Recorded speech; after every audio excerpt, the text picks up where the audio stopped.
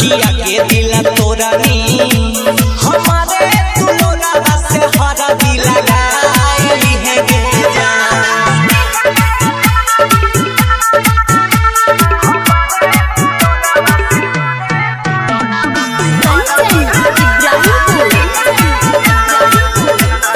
Radhika recording studio Saharsa.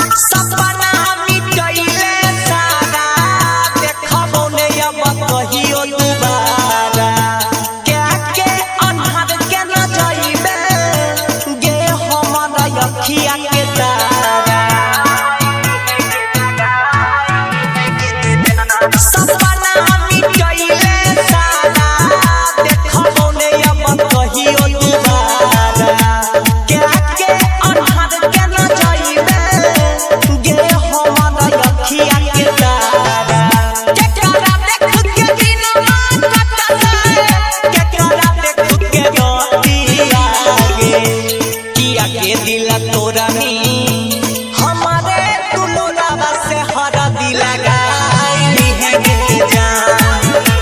किया के दिला तोरा नी हमारे तुलोरा से हरा दिल लगाई है गे जान।